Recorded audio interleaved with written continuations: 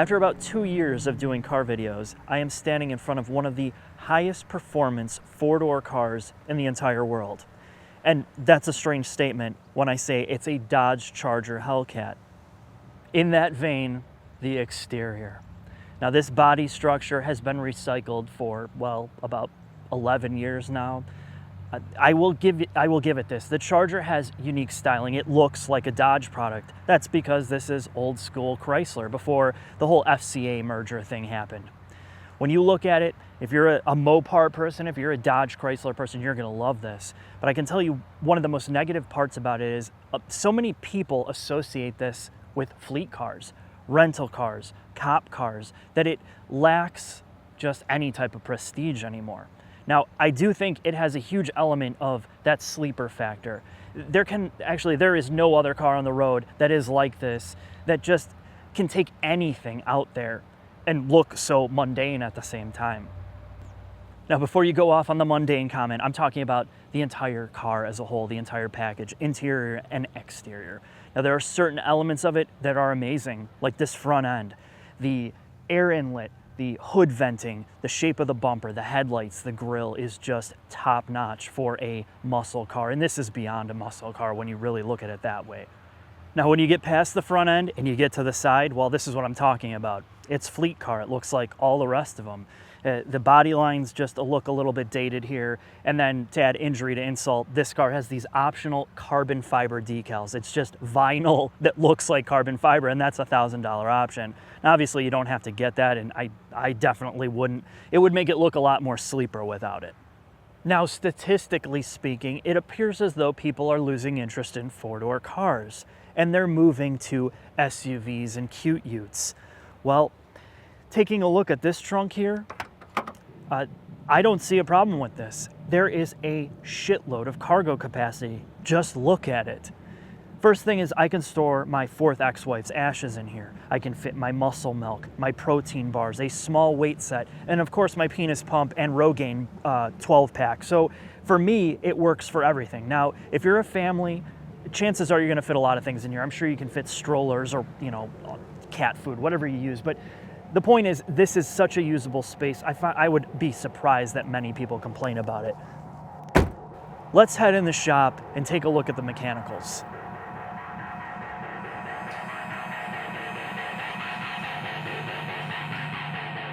You'll have to come and look. So, you got a Hello Kitty shirt to match the Hello Kitty car. Oh, yeah, that's actually why I wore it today. Although this is not a Hellcat. This thing should be called the Grizzly Bear, though. I don't think a cat defines anything about this. No. Maybe a lion farting or something like that. Right. Not to say cats aren't tough, but, this is a bear. A big, hairy... A grizzly bear. Yeah. That would sound stupid, though. What kind of Charger is that? Oh, I got a grizzly bear. I think it would be amazing. Or a hell bear. Yeah, and it would have like a picture instead of the cat logo. It would be some hairy, fat dude on the side instead. They should have called it the Demon or something like that, like the Duster, whatever the hell that piece of shit was called. The Demon Duster? Yeah. Did you see the tightening sequence on these here bolts? No, I didn't. Yeah, look at number 1, 2, 3, 4. Well, you can do it in a crisscross pattern to get the ultimate.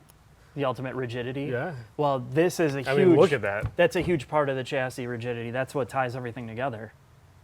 The first thing is you have double wishbone suspension. This isn't strut based like we see on every single car.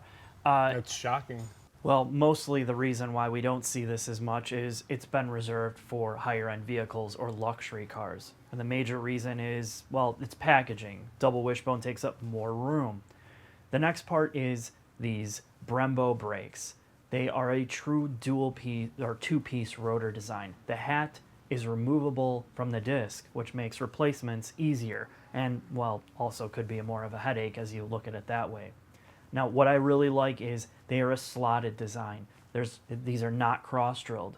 The next thing that you have are these Bilstein dampers, which are electronically controlled and adjusted 3 ways. You have a street mode, a sport mode, and a track mode. And the good thing about this, it was set up properly.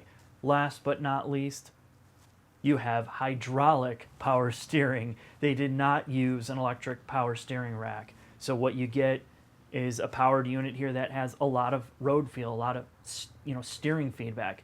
Thankfully, because of the double wishbone and the hydraulic steering, they're working together. It's just a good experience. The negative part about this is it's vastly dated. There's no effort in weight reduction here. There's no attempts in airflow or creating downforce or reducing lift. That's just totally off the table. Wait till version number 2 when FCA gets a hold of it. So the next thing to talk about is this automatic transmission. And it's actually a huge part of this car. It's pretty badass.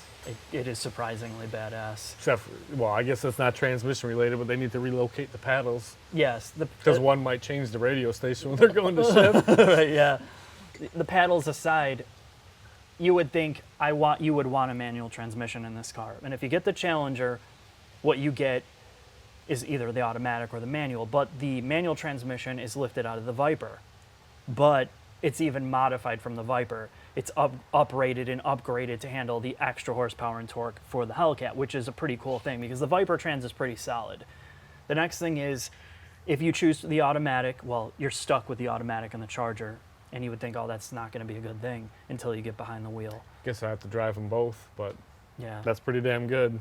And you said that this transmission upshifts faster than the Nissan GTR by 10 milliseconds. And that's crazy because this is a torque converted transmission. The GTR, that's a dual clutch. That's a dual clutch.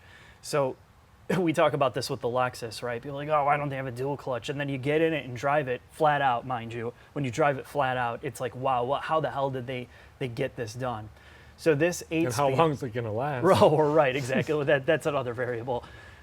This 8-speed is taken from their other SRT, their other Hemi engines. I believe the 492. It is also uprated. Yeah, so, but this is totally different, isn't it, for the Hellcat? No, it's modified for the Hellcat. Right, so right. You get upgraded clutch packs. They're bigger. The other thing is you get larger gear sets, but the case and most of the internals are very similar. Again, just uprated for the higher horsepower.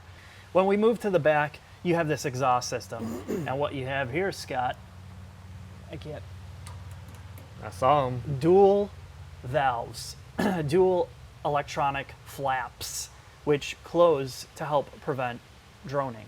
This is a straight through design, so that is why it sounds absolutely amazing when you're on it. But on the highway, there is slight drone. The second thing is this drive shaft. It looks incredibly small for what this is. It looks like it's the same one on the Focus. I know, it does. And the thing is, in the Focus, you aren't sending all the power to the back all the time. This, you are. So I'm sure that if you're going to add any more power to this car, which plenty of people will for the drag strip, I can't imagine this drive shaft holding up. And I think, many people are going to go to the aftermarket here with, carbon fiber drive shaft, single piece. The exhaust is bigger than the drive shaft. Yeah, it is strange. But again, one of the things we'll talk about under the hood is the warranty aspect of this car. So on the back, we get to these half shafts, and you notice this right away. Yeah, I got a bigger shaft than you. Yeah, my shaft is only 33 millimeters. I got 40 over here. At first, and mine's... Oh, wait, yours is longer, though. No, mine is longer and thinner, which I guess in some circles might be more beneficial.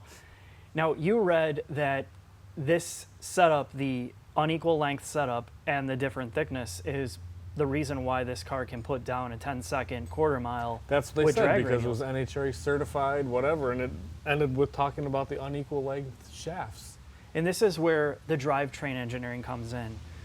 I would think you would just want two thick and meaty ass half shafts, and that would be, but it has to be something to do with it. It has to be something. Yeah, I'm no engineer. I feel like a dummy not knowing, but right. I'll be curious to find out why. Yeah, and if you are a connoisseur. Well, maybe because of all the torque on the car, it automatically wants to pull one way or the other, whatever way the engine's rotating. And it balances out. It's got to be something with the differential. But again, if you're a drag racing person or a Hellcat connoisseur, I'd be curious to know the engineering behind why these half shafts are different. Scott, let's talk about tires. I believe, and I've read enough about it, driving this enough, I think it's under-tired. Oh, I would think so. Yeah, I mean, it's only got a 275 series width tire, and on the back, that's the limiting factor of, in stock form, getting this to the absolute fastest times possible. If you see all these online drag races, when they're using these tires, of course, it's not going to pull its full potential. Right. If you put a real set of tires, not even drag radials on here, at over a 305 section width, at least in the back, I think this would be a 3-second 0 to 60 car and probably high 10-second car. It wasn't a high 10 seconds with drag radials? Right, yeah, it was with drag radials, it was high 10 seconds. So you'd be in the low 11s on real tires. So That's fast. it is crazy That's fast. For the price, it's tremendous. Well, just to think the original one, the Hemi Cuda or whatever it was, did like 14 something Yeah. back in the day. Yep. What do we got under here, Scott? Little 4-cylinder. No, this is exactly your dream. You're tired of little turbo 4-poppers, and here you go. Oh, whatever, I'll put that on later. Tell me about it. There, that's all you need to know. Supercharged Hemi. This is the highest horsepower motor Chrysler's ever built, or Dodge, whatever. And this supercharger requires 80 horsepower 80. to spin it. That's ridiculous. Now, that's not what's completely exciting about this, is it? No, the purple coolant is. Yeah, let's talk about the cooling system. You have a separate cooling system for this. They call it the cold coolant system because it's not tied into the engine coolant system. Right. So they want to keep the coolant temperature going into the supercharger because it doesn't have a front mount intercooler. It is liquid cooled in the two banks. They want to keep that coolant temperature at 70 degrees Fahrenheit. And that is part of the magic of how to keep this, the intake charge cooler, all of that down to a reasonable temperature, because this is more than an oven on top of here. This Yeah, is, and suppose they can do, what, 20 minutes on a 3-mile road course without having a heat issue? yeah, that's very impressive for a Especially, supercharged yeah. car. The next thing that they've done is you have forged pistons, a forged crankshaft, lightweight components all throughout this, and it has to be forged because of the levels of boost and the power that this supercharger is forcing. Even some crushed diamonds I've read. Oh, they use crushed diamonds. Somewhere in there, I guess, for some washers or something. There are extreme measures taken to make sure that this motor is durable. Not only do they run it in before it goes in each car, so that they build this motor and then they send it into their own engine dyno for 40 minutes, and they do run-in tests to make sure before it goes in the car that this thing is stable. So basically when you take delivery of this, it's pretty much run in the same way a race motor would be run in, which is also a cool part because you can take it out and kind of just beat the shit out of it as long as you're changing the run-in oil pretty soon.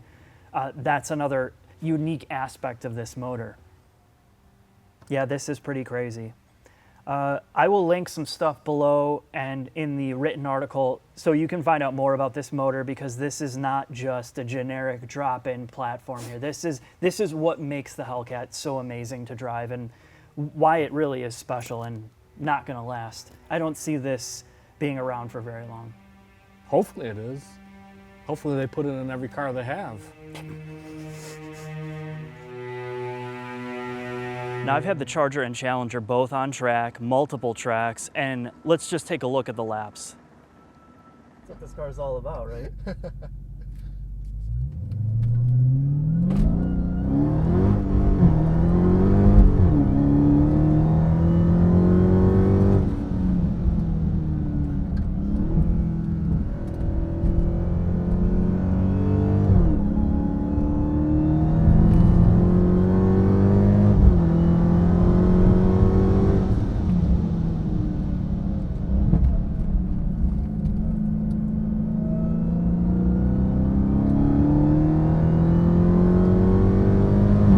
Watch out, there's a chicane coming up here.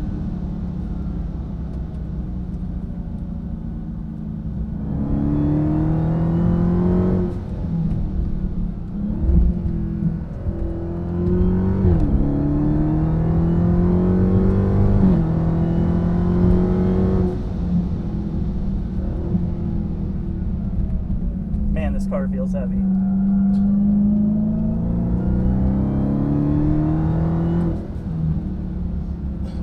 That was way too low. My bad.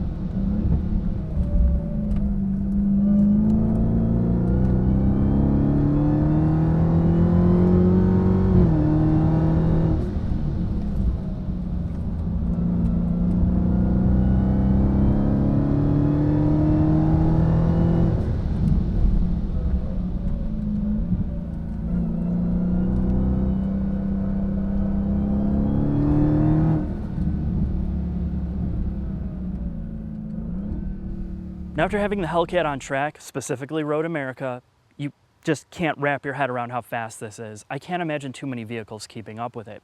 That is until you come barreling down a straight at 160 plus miles an hour and realize you have to stop. And not only do you have to stop, you have to smoothly transition in and out of the turns, which this is where the Hellcat falls apart. It has no sense of nimbleness. So you have to get all your braking done early. You have to control the weight transfer, and specifically you have to be extremely smooth out of every turn, small and large, because this car wants to power oversteer everywhere.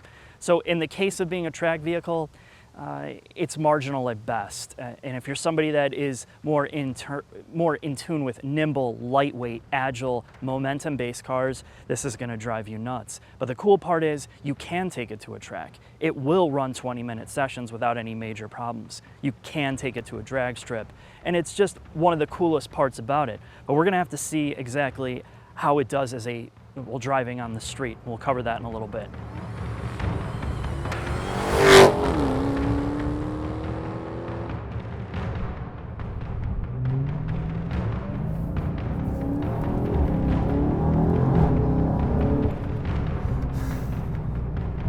When you buy the SRT Hellcat, it should probably come with a blowtorch, because that's exactly what you're going to be doing in your license if you have any impulse control problems or if you have a lead foot. This car can become extremely dangerous. And forget about outrunning cops. You're going to be outrunning helicopters in this. And that's one of the strangest parts about driving it every day, is you can't help but just come to a stop as much as possible and mash on the gas.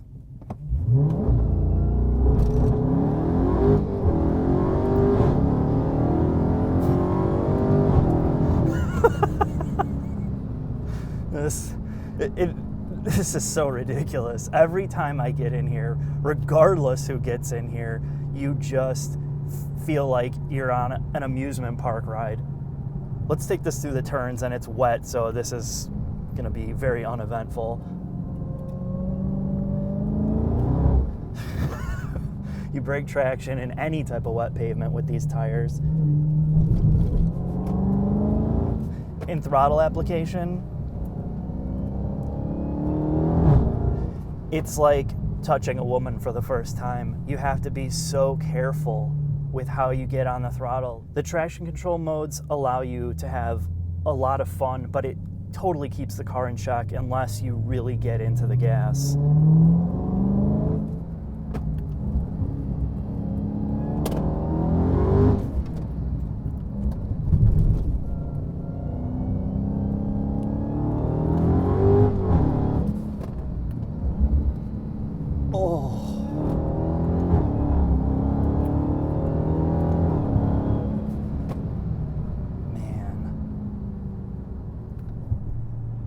One of the best parts about the Charger Hellcat is you can drive this every day and be in total comfort. My preferred settings are right here on this screen. 700 horsepower, trans and track, traction and suspension in street. And this has very, very good ride control. In fact, there is almost no trade-off as a daily driver here in terms of suspension damping.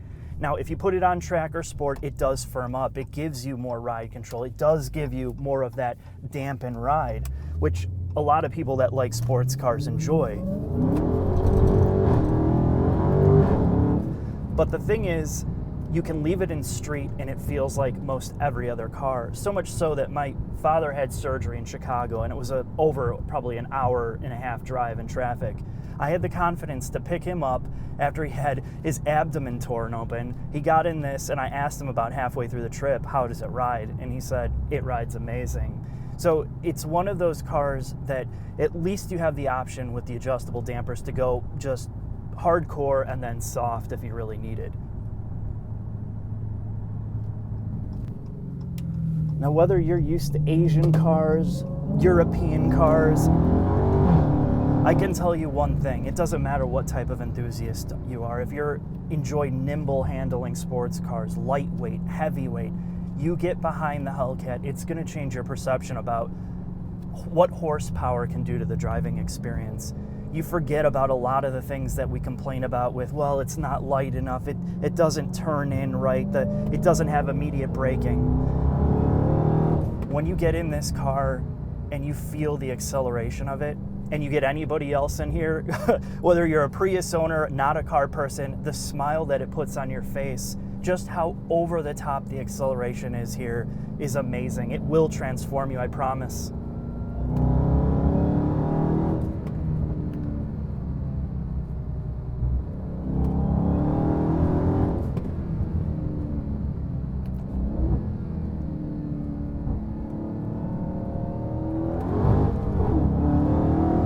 The sacrifice is, well, it's hard to put down this power in the turns. The level of restraint required here to get you through the corners without just killing yourself or looping this thing around it takes some practice. But the good thing about it is if you're looking to get into a rear-wheel drive car, or if you've never been in a rear-wheel drive car before with this amount of horsepower, the stability control and traction control systems are pretty damn good without just neutering the entire experience. The transmission. Now, this, I thought about it. I'm like, I would almost prefer a Challenger because you can have a manual transmission option in that car, which you can't in the Charger. But this Autotrans is unbelievably fast to upshift. And with the way that this car accelerates, I can understand why so many people recommend having an automatic and just a bullet of a car. And I have almost zero problems with this car's upshift abilities. Now, downshifting, it's a little rough, especially when you're at the lower RPMs.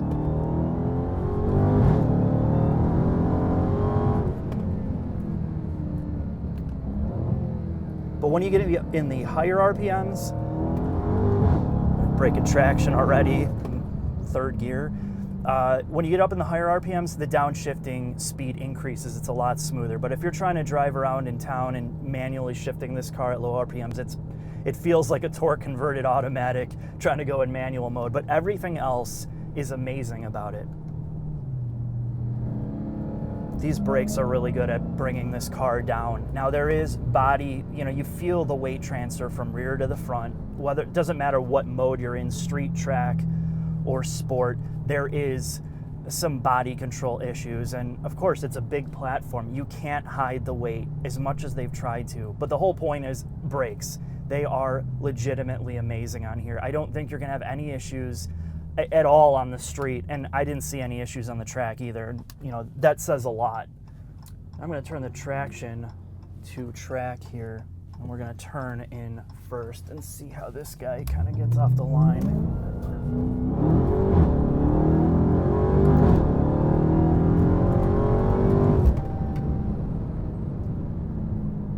It's incredible. Absolutely incredible.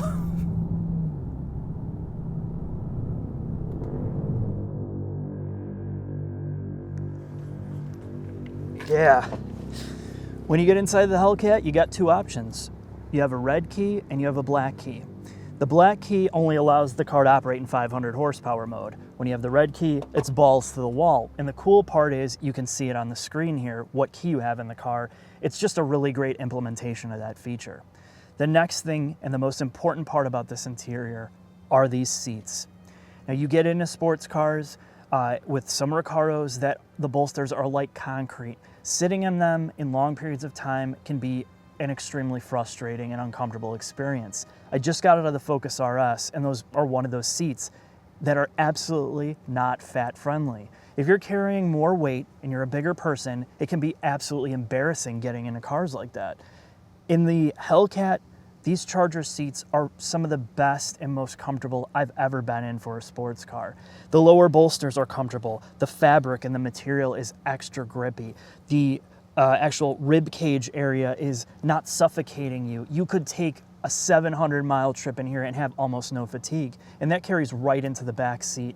That's actually the best part about this car is the seating surfaces and the comfort. It's really amazing. The next huge pro about this interior are some of the input points, like the steering wheel. And this is very high quality. The way that the leather is wrapped, the leather quality, the stitching, the flat bottom, it feels great in the hands, and the controls are pretty intuitive overall. The next part is this electronic shifter, which we've seen people complain about in the ZF Trans. You have physical, it's still electronic, but you actually have clicked gates, so it's a lot more intuitive to operate. Now, the other huge pro is the instrumentation, and this is one of the other best parts about it, is your speedometer and your tachometer are both analog, and the center screen is super intuitive to get around. They have so many options in here for gauge configuration. You can see every vital function of this car through this center display. Speedometer, oil temperature, oil pressure, intake charge temperature, intake temperature. I mean, they haven't left anything out of here. The only negative part about it is, well, I haven't found a way to show a huge number to see what gear you're in. It's kind of buried in the right side, which when you're really rowing through gears fast and this car moves, I'd like to see kind of a big gear display, but that's a minor critique. The next huge pro is the Uconnect system and the way they've implemented all the performance screens. And there's a physical control to go right to it here by hitting SRT. It brings up the screen up here and you can toggle sport, track, traction control settings, suspension settings for the adjustable dampers. You can switch between 700 and 500 horsepower mode and get directly to your performance pages where you can see 0 to 60, quarter mile times. You can see all your gauge information here, engine temperature, engine power. This is so well thought out for a sports car. In this price range, I think they're pretty much leading the way. The next part is infotainment, which is a part of the Uconnect system. It's extremely easy to get around. It's one of the best graphical user interfaces, but it is heavily reliant on touchscreen. And the navigation, of course, you know, it's just cumbersome like most built-in navs. You're almost always gonna have to use your phone. But, you know, you plug in your phone, Apple or Android, and you should be extremely happy with this. The other physical controls in here are pretty intuitive. They do feel pretty cheap overall. Again, it looks like something straight out of a fleet car. But they have given you the physical controls here that you're gonna use the most for HVAC. You don't have to rely on the touchscreen, except for the seat heaters and seat coolers, which you have to use the touchscreen, which makes no sense. You have your launch control button directly down here. All you have to do is hold it. You don't have to go into the menus and toggle 20 different things. No, come to a stop, hold it, you're done. I really like that. You're probably thinking this guy was paid off to give the Hellcat a good review. Well, here it is.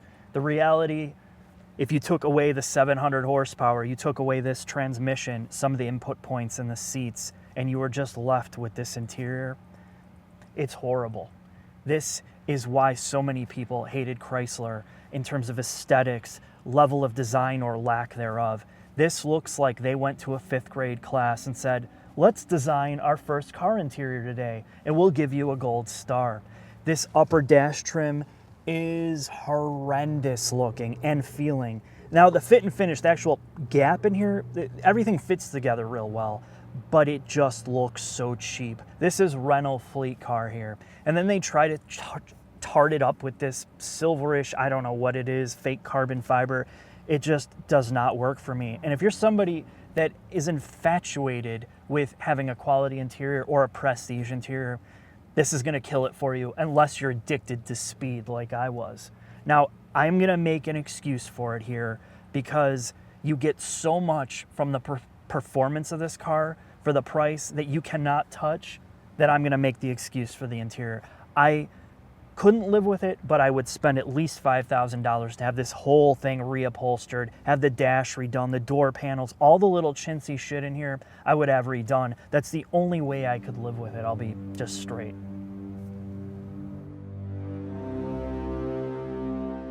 So what's the conclusion with the Hellcat? We talk about this. These affordable sports cars, they're compromised. And they're compromised because they're built to a price point. And that is so normal people can go buy these and take them home and enjoy them. You don't have to be a 1%er to go out here and have supercar levels of speed. And it's not just speed, there's other good things about it in terms of ride quality, braking, it's not just totally out of control crazy either. But the negative part is, well, it's just an ancient platform. They've milked everything out of this. The interior is bottom of the barrel. So what does that leave you with? Well, I can tell you what I think, and I rarely make this kind of prediction. In fact, I've never been in a car in the past 2 years or 3 years that I've said this about. I think this is gonna be a collector's car. I think it's gonna be a classic. Maybe in 10 years, 12, 15, I'm not sure. But if you're a car collector, this is one risk that I would take, is buying this and stuffing it in some garage somewhere, because this level of horsepower is not gonna be around. It's gonna be replaced. From emission standards, fuel economy standards, it is going to kill this thing. And we already know the new Charger platform is gonna be based on an Alpha chassis, which is not likely to fit this monstrosity. So all the bad and all the good weighed together, this is one of the most incredible cars I've been in a long time.